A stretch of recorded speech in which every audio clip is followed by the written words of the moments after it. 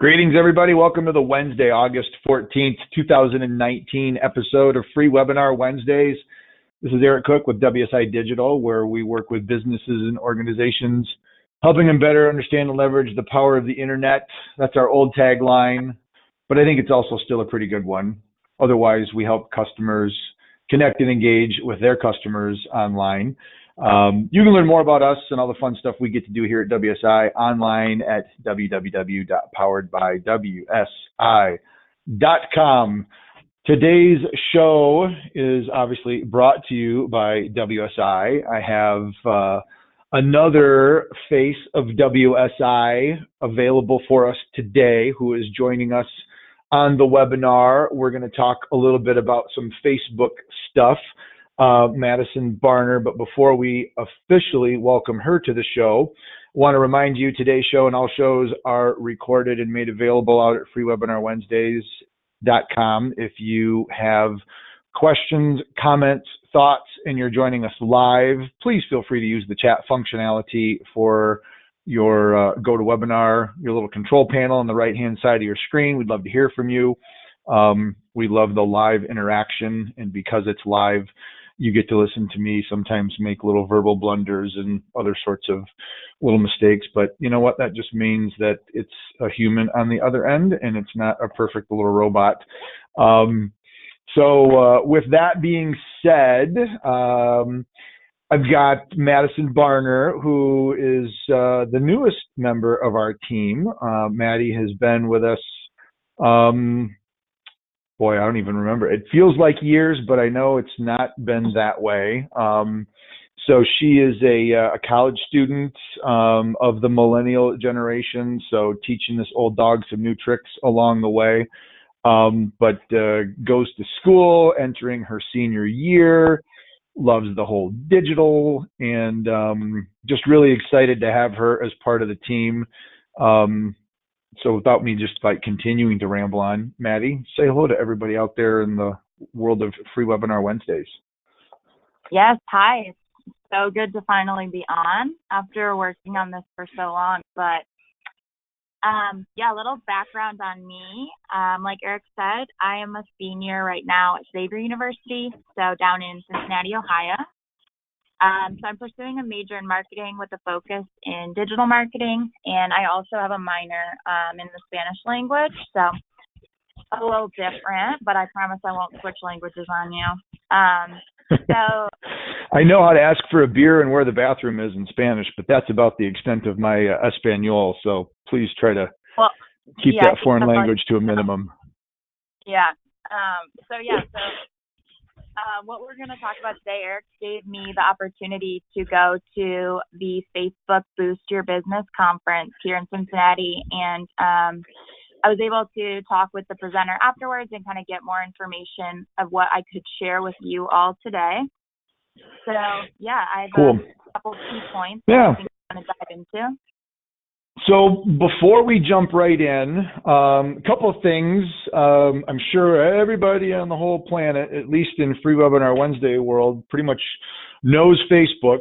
I was listening to a podcast a couple of days ago, and it just happened to be on Facebook and their FTC fine. I don't know if you have caught any of that in the news, but just to kind of set the stage, because I think there's a lot of people that even I talk to that say, oh, all the millennials are leaving Facebook and, they've got privacy issues and, they're going to have problems, and not that they're going to go out of business, but everybody, I think, with Cambridge Analytica and some of the things that Mr. Zuckerberg maybe, conveyed during his testimony in DC, there's a lot of thought that they're having problems. And while they may not necessarily be the most attractive network for the younger generation, if given the preferences, because that's kind of where mom and dad and grandma and grandpa are hanging out, the reality is, from a business perspective, Facebook is still generating a ton of money in advertising revenue. And even after the Cambridge Analytica thing broke and privacy was all of a sudden a big concern, there's not been, at least I've not looked at the reports, but I can tell you from the podcast that I was listening to, from the folks at Social Media Examiner, and they had Mari Smith on. I've talked about Mari before. She's kind of the Pied Piper of Facebook and really is the go-to expert. There's not been a quarterly earnings release that Facebook has had even since the Cambridge Analytica where their ad revenue has actually decreased. And so businesses are still spending a ton of money with Facebook, despite the fact, and if we go in and we just take a look at this kind of little article here, if we look at this from our friends over at TechCrunch, Facebook was slapped with a fine to the tune of $5 billion. $5 billion. That's the largest monetary fine of any technology company. And they're just going to absorb it and keep rolling right along. So that gives you some kind of appreciation for the magnitude of which Facebook has grown. And then the other thing that I thought really stood out is these are their actual quarterly reports. So I found the PDF online, and you can read some of the, $16 billion in advertising revenue. But the thing that jumped out at me, and we've always been beating on the drum that mobile matters, make sure your website's mobile friendly, make sure you know how to communicate through your mobile. If you're sending emails, you need to make sure it looks good on a mobile device. But when you look at their mobile advertising revenue, they said 94% of the advertising revenue for the second quarter came off of mobile. So all of this money, 94% of the money that Facebook is making off of ad revenue is coming off of mobile devices. So if there's ever any question as to what your business's mobile strategy needs to be and where you're capturing the attention of your customers and your prospects, let this be kind of a pretty loud shot across the bow that you better make sure whatever you're doing is mobile friendly. And that means not just the ads are showing up on mobile, but if you're driving somebody back, and we do a lot of work with banks. I think people that attend Free Webinar Wednesdays know that. But if you're driving people back to an online application or you want them to purchase something off of your website, if you're an e-commerce store or set up an appointment, you better make sure that that click, that visit goes to a page or an experience on a mobile device that's actually easy for somebody to complete.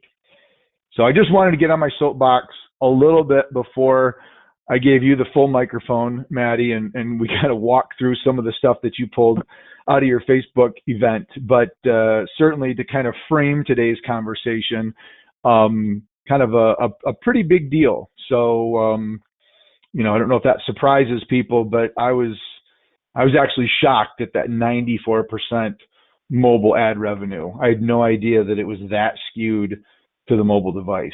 Really a pretty amazing thing. So that being said, I know you've got probably 4 main points that you pulled out, and I know there were a ton more because I've seen your notes. And for those of you that don't know, Madison is an excellent note taker and does a really good job of documenting conversations and details. But let's just go ahead and start with kind of the first item that you pulled out of the conference, and we'll just kind of walk through your list and have some discussion. And again, if anybody's got a comment or a question, feel free to type it up, and we'll be happy to talk back and forth.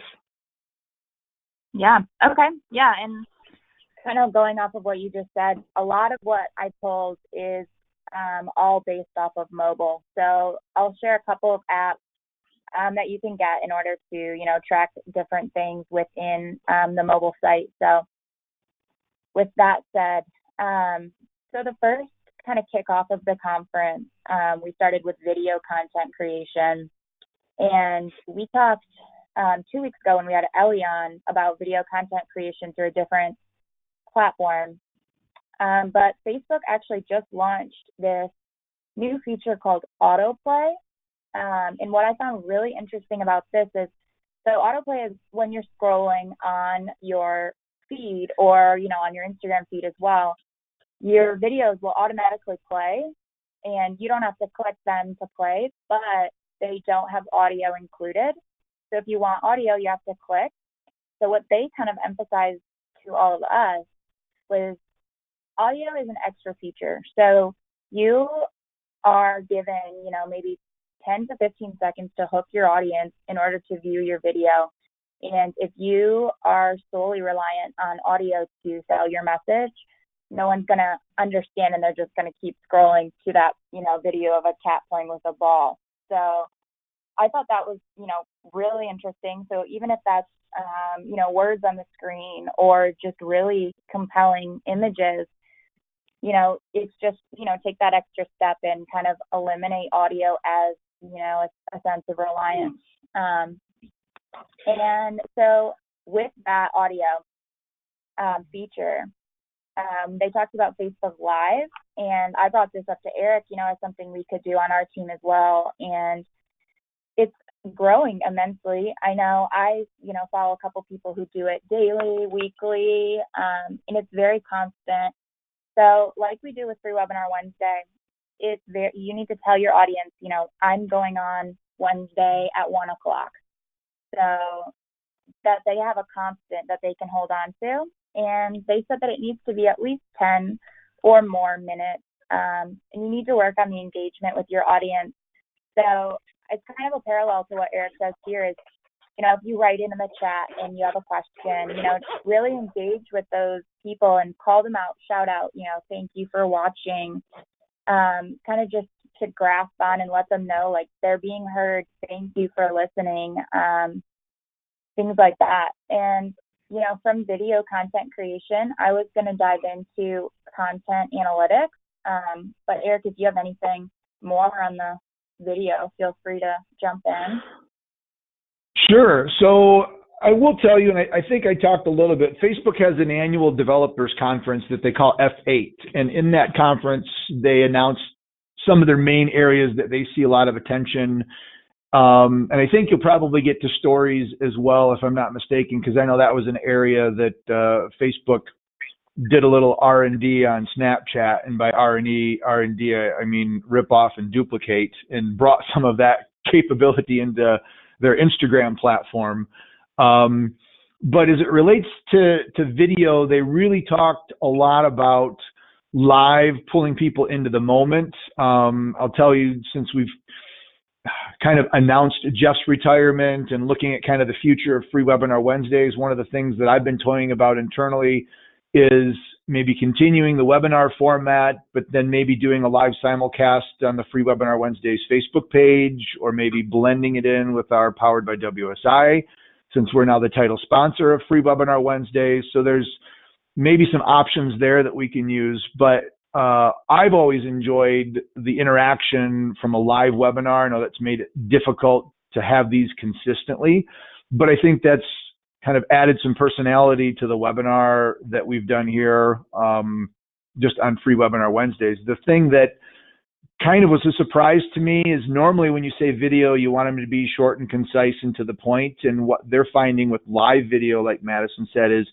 10 minutes or longer, because what happens when you go live, if you've not done it before, it'll send a message out to everybody that's following you as a heads up that, hey, Eric is going live, or Madison's going live, or Free Webinar Wednesdays is going live, but not everybody jumps on right away. So you kind of give it a little bit of an intro where you wait for people to show up. And then once you kind of get the ball rolling, then you jump in and you kind of try to carry on more of a conversational video approach. The other cool part about live video is it remains in your feed on a long-term basis. So unlike what we'll probably talk about when we get into stories, it doesn't disappear. So if you have a really good show or a Q&A, or you're sharing a thought, it sticks around. And even if somebody couldn't join the live video, it's something that people can watch later. And one of the things that we recommend when you're doing like a live video is when you go to wrap it up, provide reminders of people. So if you do go live every Wednesday at 1 o'clock Eastern time, or your next live video is scheduled for next Thursday at 3 o'clock in the afternoon, mention that at the end of the video. So anybody that catches the replay, even if they weren't live, knows when the next one is coming up. And there's a higher likelihood that the video will show up in their news feed, because Facebook knows people really like video. And so you can use it almost as a little promotional tool, just to remind people that they can catch your next one at whatever date or time that happens to be down the road. Yeah. So let's jump into the content, unless you've got any other thoughts on that. The next one was in the analytics. Yes. Yeah.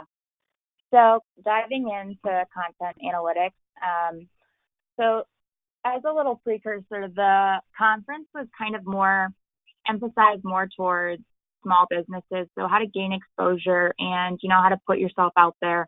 And with that, you need to track who is visiting your page and, what do they like? Am I doing well? And things like that. So if you go into your Facebook, and this is also on Instagram as well, just in a different format, but there will be this page called Page Insights. And then the first category that I want to talk about is the overview. So this is, a little section that will help you measure and understand what your posts are doing well and what didn't go over well with your followers. So, who shared it, who liked it, how many people commented, and things like that. So, who was impressed with this. So, and then with that, you can also measure your demographics. So who is reacting and who is being reached by your post. And you use that to then say, how do I gain future traction with my target audience? What did they like and how can I improve? And what I thought was really cool is the next category is people. And so it'll give you your target reach. And reach is, a different parallel than who's actually reacting to your post. So if your reach is super high, but your reaction levels are super low, it's, very telling that, hey, I need to switch something up. I need to add a little to my post. So yeah, so you'll get a target reach number, and that will also, like I said, give you traction. And then it'll dive in a little deeper and say local. And so you can click on local, and within that, it'll give you your demographics. So age, location, gender, what are the peak times in the area that people are located in that you are, succeeding with posts, your most popular demographics. So maybe your age group is 25 through 35, and you can use this number then to either further, delve in deeper and create things that will, interest the 25 to 35, or you can use it to diversify who's viewing your post. So if you already have the 25 to 35 age group, maybe, go a little bit deeper and say, I want to reach 45 to 55 or older or younger. So that was really interesting to me because I kind of felt like, your target audience is your target audience, but you can use this feature then to really excel and create a huger target audience to, really dive deeper with your current reach. It's funny when you're saying that and you say, you got the younger audience and you go into the 45 to 55, my mind immediately said, oh, the old people. And then I was like, oh, wait a minute, that's my age demographic. What am I saying? Yeah, you don't want to out yourself. I'm not a millennial. I have to keep that. I have to remember that. So, yeah. So just a couple of kind of thoughts on the insights and reach. One of the things, and I was in Madison last week, which is why we didn't have a show, is teaching at the Graduate School of Banking. And I do a class out there every year that talks about social media and engagement and different ways that people can kind of build their personal brand, but businesses can generate awareness. One of the challenges that a lot of businesses have, and they don't know it, because usually when I share it in class, everybody's like, oh my gosh, really? But the organic visibility typically for a business page. And what I mean by that is if you have a business page and you have fans that have clicked on the like button and they're following you, when they go on to use Facebook, only 2 to 3% of the information that you're sharing as a page is going to be seen by anybody that's even clicked the like button. And so when you start thinking about the insights that Madison shared with the reach and the engagement, if you're looking at your statistics and you're seeing numbers like 2%, 3%, 4%, and you're thinking that's terrible, that's actually kind of par for the course, because Facebook knows, one, most people go onto Facebook because they want to interact with their friends and family and other individuals. They're not necessarily on Facebook because they want to follow businesses and be sold stuff. even though that may not necessarily be your strategy as a business or a page, that's the way Facebook really perceives it. And then it also knows that businesses and organizations and brands have the ability to spend budget, which is where that $16 billion of quarterly revenue is coming from, that they know that money is coming out of the pockets of businesses and helping shareholders and everybody else with profit and revenue. So when you see a post that is in this analytics area and your insights that shows big engagement, you immediately want to try to figure out, well, what caused that? And an example that we recently saw working with a client building out some Facebook pages for their individuals in the loan area, one of their individuals only had a couple of hundred fans of their lender page, but they did a video about a home buyers seminar that was going to be happening in their local market area. And that resulted in to 1,500 views and a tremendous amount of engagement. So somebody saw that, shared it, but now the story or the tea leaves are being able to be read to help unveil that, if you create a video, one, it's going to be more visible. Two, it's going to gain attraction and interest. And three, it's something that people are likely going to share with their friends, which is going to increase the visibility of that overall. So businesses can get their employees and maybe customers engaged with those posts and getting them to share that information so that you can start taking some of those posts that the insights that Madison was talking about earlier are getting the extra additional attention that they deserve, so you can really amplify your message. And the good part about that is when you do those things, you don't have to spend advertising money with Facebook. Those are things that organically or naturally just take place. And yes, I have one of our frequent flyers on Free Webinar Wednesday just said, "I'm a millennial in my own head." You got that right, Sean. Thank you for the comment. That's definitely you as well, Eric. But maybe yes. Yeah. But yeah, speaking off of engagement, kind of what you just went into, one of the presenters, they had a panel up and they brought this metaphor out that engagement, so posting those photos, that serves as a free focus group for you. And I thought that was key. I had never heard that before, and it really resonated with me that, that is completely true. Like if people are liking or people are commenting, or if they're not, that serves that. It's so easy for you to see like what's going well, what's popular, what's not popular, even with boosted or promoted posts on Facebook and Instagram. So yeah, that was a nice little metaphor that I kind of took with, and I know I shared that with you, Eric, almost like instantaneously after the conference. But yeah, I thought that was clever. But with the engagement, they talked about Facebook Messenger, and then there's also the feature on Instagram of the direct message or personal messages. And they said, and I struggle with this just in my personal life, but responding to those, so having someone that's their sole responsibility, or, that's put on them to respond to those and say, thank you so much for reaching out. Like, I really appreciate hearing from you. It will really leverage your customer growth and, create customer service and engagement with prompt answers moving forward with that. So that will also create like a little snowball effect of, hey, this company actually reached out to me. They actually care what I have to say. So that was pretty interesting as well.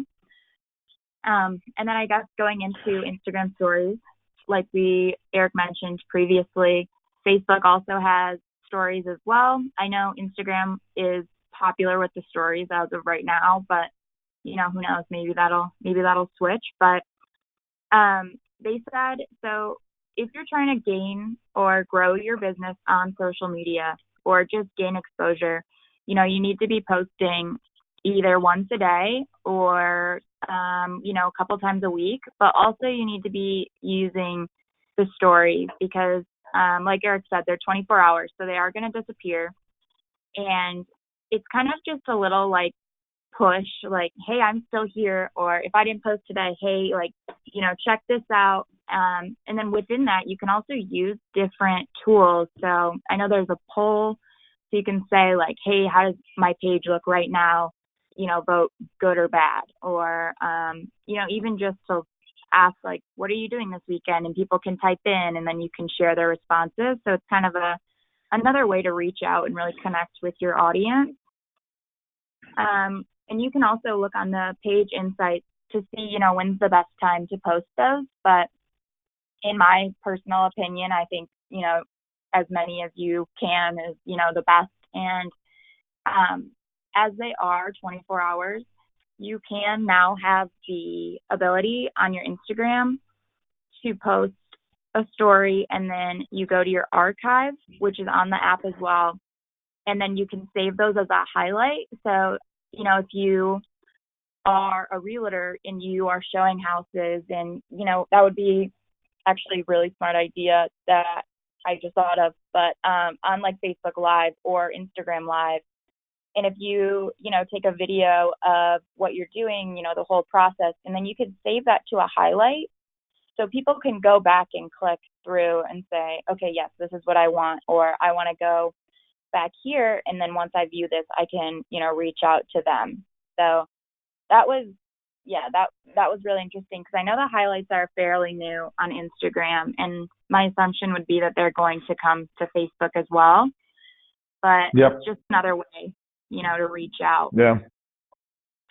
So, Maddie, I'm not a real big user yet, because again, I just fully disclosed that I'm an old guy in a millennial mindset. But that doesn't necessarily mean that I've embraced stories. I understand the value of them. I know you do them probably more often, obviously, and do a good job. I like watching yours. But what I've started recommending, because I talk to a lot of bankers, and they're also conservative in nature and maybe aren't as adventuresome as maybe we need to be. But what I've started suggesting, and even when you go into Facebook, at the very top of your mobile app on your phone, you're now seeing these tall vertical cards, and you may not necessarily recognize what they are or know what they are. You might see some people's names and some pictures in there.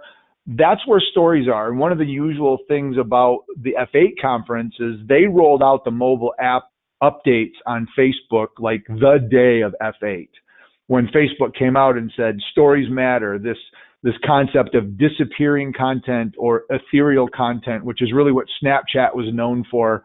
And they brought that in as part of their environment. So it's there, it's a brief period of time, it commands attention because it's going to disappear.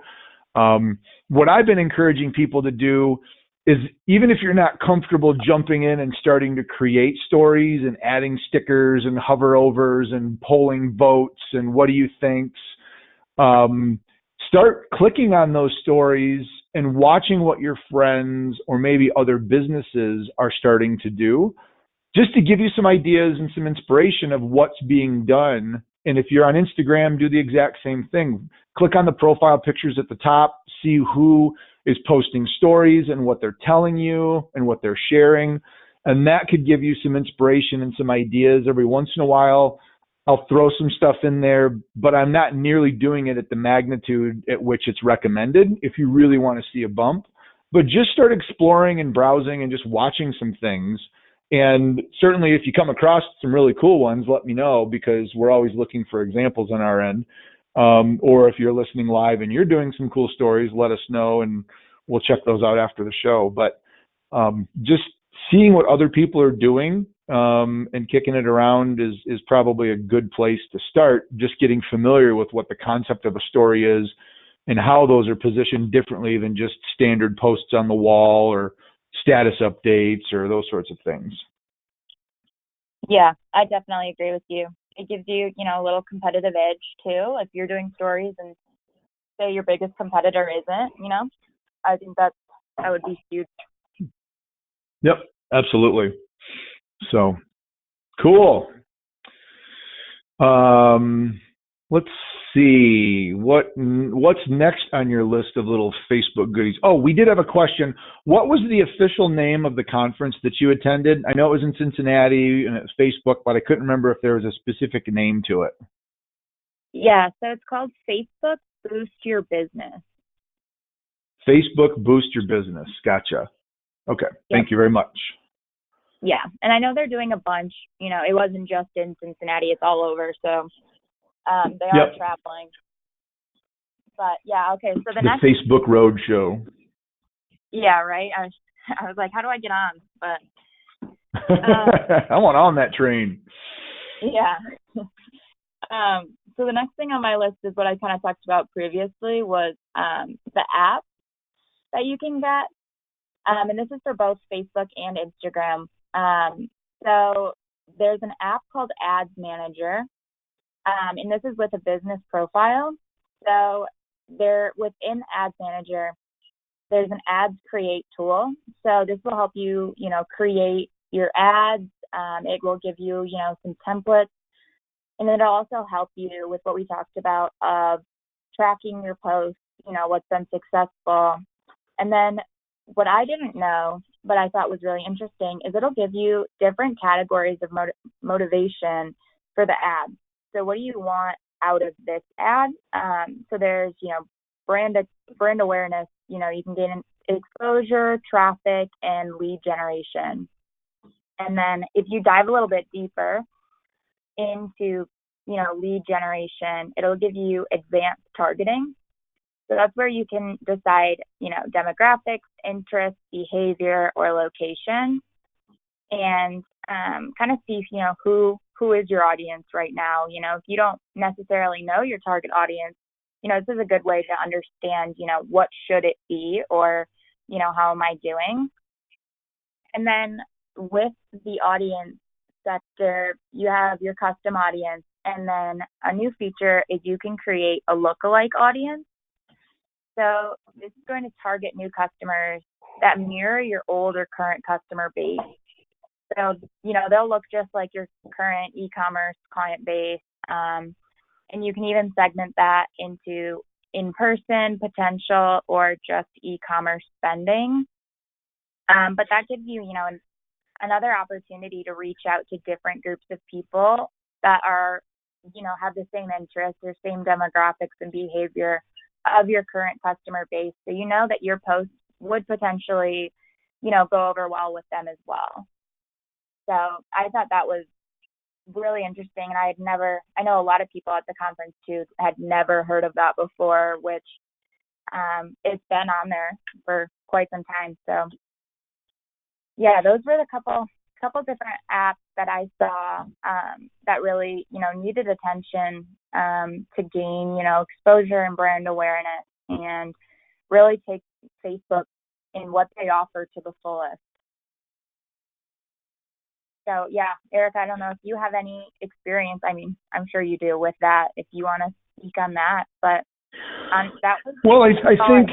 Yeah, and when we talk about targeting, and they're actually starting to remove a few of the targeting options, as I learned on one of the podcasts, but a lot of the metrics or the variables that we're removing are ones that weren't real popular anyway, so not a lot of advertisers are real shaken up about it. But, if I wanted to target everybody that had an affinity towards Metallica, I know band preference or musical group is one of the areas that you used to be able to target within Facebook, and now that's being removed. So I'd have to figure out a different way to target all my Metallica fans out there, but I'm sure there's another way to do that. I would just target like really cool old people that liked heavy metal, and we would get the Metallica audience anyway. But the audiences, if you're in an industry like banking or any other industry that is regulated or has compliance, you just want to be careful, because you have so much capability to find specific, and you're not going to get their names, but you can get ads in front of very specific individuals. You just want to be really careful that you're not unintentionally presenting an opportunity where it could look like you're either being discriminatory or predatory. One example we ran into actually is Facebook's very leery when you talk about advertising of anything that an individual would respond to that would categorize or classify them. So we ran a mortgage advertisement a while ago, and in the mortgage ad, we simply had like a call to action statement that said, are you interested in buying a home? Click here, first time homeowners, so it was really kind of an innocent message. Facebook actually rejected that image because they said anybody that clicks on that image is acknowledging that they want to buy a house, and they're classifying themselves and revealing information that you otherwise aren't supposed to be able to get. So rather than asking somebody to say, are you in the market for a new car? Would you like a new attorney? Are you looking for a new dentist? You really want to focus on and pay attention to some of the advertising requirements that exist within Facebook. So rather than getting them to acknowledge and put themselves in a category, focus on, dental services, or attorneys focused on elder law, and allow the message to convey what you do. And then if people click on it, it's not necessarily answering a question and validating that it's somebody that needs an attorney or that somebody needs to buy a house. So there are some of these nuances. And unfortunately, Facebook doesn't really make it super easy to figure out when something gets rejected or when something gets denied. It'll just tell you it violates our terms, and then you kind of have to figure it out on your own. Or you can pursue and go back and forth, which usually takes several days, if not longer. There's been a lot of talk as a result of the FTC fine and some of the other things, being able to, wouldn't it be great if they had some sort of a service area, almost like Apple Care, if anybody has ever owned an Apple product, where you can call them, you pay for it, but you call them and then they get you an answer. I think maybe if Facebook is listening, that could be a tremendous revenue opportunity, because I know I'd pay a couple $100 a year just to be able to have that advantage. And if you've got 2.5 billion people on the planet using your network, that could be another little revenue boost. But lots and lots of data, so you just really have to strategically think what your audience looks like and kind of who you want to go after. I did find, and you may have noticed, I pulled this up on the screen while you were kind of going through some of that stuff. Here's the Boost Your Business information. So you can see that they've got a FB Boost hashtag that you can follow. If you go to facebook.com/business/a/boost events, or I just did a search for Facebook Boost Your Business in Google, and lo and behold, Google found this for me. But you can scroll down and it kind of shows you some information, some events near you. Looks like there's one coming to Livonia. So any of my Michigan friends, if you want to travel over into the Detroit area, or if some of my Michigan friends are looking for a road trip, you can get in the car and drive to Fargo, North Dakota. But a few of the events kind of rolling in there as well. Yeah, I mean, I would definitely suggest it. It was one of the best well-run conferences I've ever been to, and it was information that, I actually could use and utilize in my day-to-day. So I definitely suggest checking it out. Yeah. Well, and there were a couple of other site resources that you had shared. So I'm going to pull those up and bring those over onto the screen. But you want to, unless there's other stuff, you want to talk maybe about the Facebook business and the blueprint and the Instagram business. We can bring those over and kind of wrap up talking about those. Yeah, that sounds good. Cool. So the Facebook business, it's just facebook.com/business. That gives you a bunch of opportunities, and it's kind of like a help page, honestly. So it'll help you, like what's up on the screen right now, create an ad, or, it'll give you other resources for that. The one that I've currently been into is the facebook.com/blueprint. And Eric and I were chatting the other day about Facebook Pixel, and I myself didn't know that much about it. So I logged on there, and they actually provide different courses for you to go through. And some of them are audio, some of them are just written. And it just teaches you a bunch of different things on Facebook that you might not have known of. So there are a bunch of different things to choose from.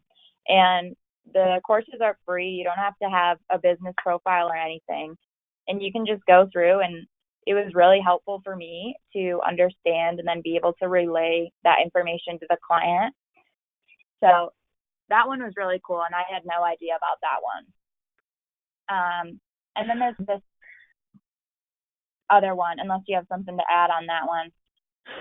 Well, the only two things that I just want to draw attention to, because I'm logged into Facebook in my browser, I'm not on Facebook to look at my personal stream, but because I'm logged in, you'll notice that that information is being carried across to Facebook. And this isn't just Facebook, but when we start talking about personalization and really making the message on the web, that's probably even more of a topic of conversation as we get into things like marketing automation and customer data and personalization and personas and profiling. But you can see both of these pages automatically recognize that it's Eric that's here. And if Madison were to visit the page, it would say, Madison, we want to see your business grow, and anybody else. So as long as you're logged in, you've got some personalization here. And of course, Facebook now knows that I'm visiting. It knows that it's Eric Cook. It knows what I do. I'll probably see some remarketing and some targeting advertisements, reinforcing the business options of Facebook. But as you start looking at websites with some of this social integration, even on the business blueprint area, it says, welcome, Eric. Here you are. If you want to start doing some courses, very similar to what LinkedIn, we've talked about LinkedIn Learning, their integration with the lynda.com learning platforms. Same thing. You go into the LinkedIn, go to learning. Welcome, Eric. What sorts of skills would you like to learn? And LinkedIn can teach you some of those skills as well. So personalization becoming very important. So it's not just an anonymous visitor, but the site knows who I am and is greeting me, and maybe even going to take the opportunity to swap some things out and make it a little bit more personal for me versus what you might see when you log in. So the last one you talked about is Instagram. Yes. So the Instagram one is very similar to the Facebook.com/business. So this is just going to teach you, how to create an ad, what is boosting, what is promoting, what will that do for me. And it kind of just gives you, a different way to look at Instagram from a business perspective. So I've been on there a couple of times just to, I know they have a blog. So if you scroll down a little bit, and you can, click on things and say, like what we talked about, like, how do I make a story, or, read different things from other users on how stories really impacted their business. So that one, that's the ad that I was looking at earlier, but that's very helpful, and I've used it, for a different agency that I was involved in a couple of times, and it's super helpful. And if it's offered, might as well use it. So absolutely. Yeah. Cool. Then the last one that I talked about with you, that I just want to throw out there for anyone who's in marketing, is on Facebook, there are multiple groups you can add and, join. And the one that I have been super jazzed about recently is advertising best practices. And I was talking with you about it, Eric, and it's, I had a question about that a client had asked, and I could not find the answer for me, like for the life of me. I was looking everywhere, and I just simply wrote like a quick update on that page and said, can anyone help me with this? And like almost instantaneously, like 3 people responded with the direct answer, links to the sources, and it was phenomenal. And now I have been on there like every day since, answering questions for other people, or asking different questions for other clients that we have, and it's phenomenal. You just make connections with different businesses, people all over, and you can really just support others and let them support you as well. So I've been loving that one. But so the name of that group is Advertising Best Practices, correct? Correct. Yes. Yep. So you just go into Facebook and you do a search for advertising best practices. It'll come up with the results, and you'll have the opportunity to join the group. You can submit a request. The moderator, I believe, looks at it just to make sure that you're not some spammy robot that's going to go in there. You agree to the terms and conditions that you're not going to be posting things like affiliate links and all sorts of other things. But you just go to facebook.com and search for advertising best practices, and that's going to get you in once the administrator approves. So I participate, and I know I talk a lot about Social Media Examiner. I'm kind of a fanboy. I've loved their events. I actually pay for their social media marketing, their society, which is a closed group. We actually pay money to be a part of this, and it's very similar to that. It sounds like the advertising best practices is more of a public.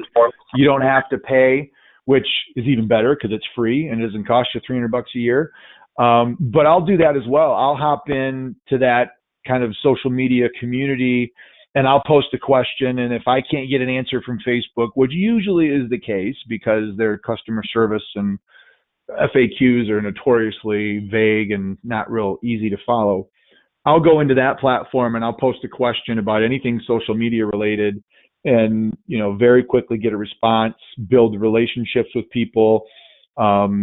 You know, because that's part of Social Media Examiner, when we attend their annual conference in San Diego, there's opportunities then, because those people are also highly likely going to be attending Social Media Marketing World. So there's even some in-person networking opportunities there that are kind of cool to explore. So, but look for those groups. That's another area that in Facebook's F8 conference, in addition to stories and Messenger, they really talked about groups and being able to build these communities of like-minded interest, like advertising best practices, or I belong to another one that's all about the Winnebago View Class C motorhome, which we are the proud owners of a 2014 little motorhome, and I turn myself into the mobile marketer and travel around the country to events every once in a while.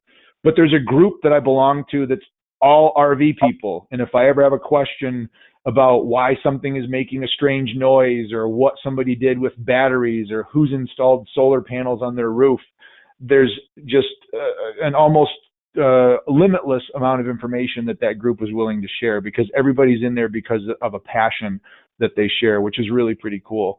So business-wise, if you think about this, what you could do as an organization, just like Madison's talking about being part of an advertising group that's giving her knowledge, and I'm part of an RV group that gives me knowledge. Does your business have something that it could lead to subject matter expertise topic on and facilitate an environment where you could pull people in, not to sell them stuff, but, you know, imagine if somebody from Winnebago was part of that group, just looking for feedback of ways that they could make their product better. And taking feedback, you have to make sure that you're not positioning it as just a blatant sales opportunity.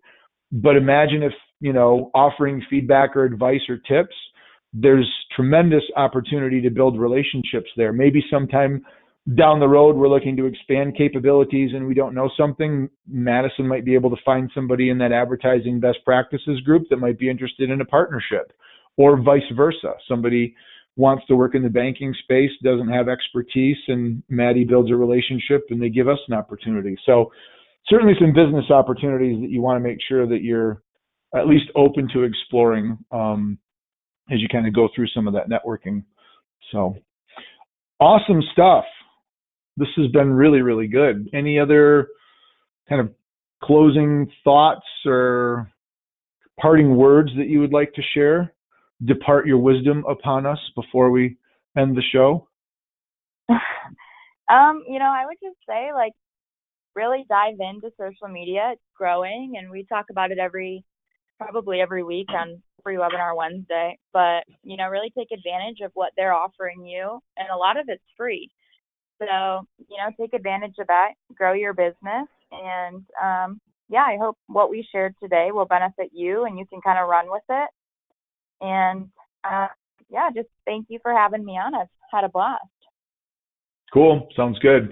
Well, publicly, like I thanked Ellie for all of her hard work and what she brings to the table, I also want to make sure to do the same for you. I know I bragged about finally getting caught up on all of our videos and making sure that we've got our archives available on Free Webinar Wednesdays, and a lot of that was in large part to you and learning the TypePad platform and getting into YouTube and whatnot. So thanks for being there to help kind of get this back on track and making sure our audience kind of knows what's going on here on the show. So much appreciated. Of course. It was my pleasure. Cool. Good. Yeah. So awesome. All right. Well, we appreciate your input and the millennial perspective, as Sean says. So very much appreciated. And we certainly appreciate everybody joining us live. And if you didn't join us live, mark your calendars. I will have to double check on next week's show. There might be an event I have to be at, so I will post a note and let everybody know. But otherwise, we'll continue to see you out there on the webs at freewebinarwednesdays.com. Until then, have an awesome week, everybody. Thanks for joining, and we will talk to you soon. Take care.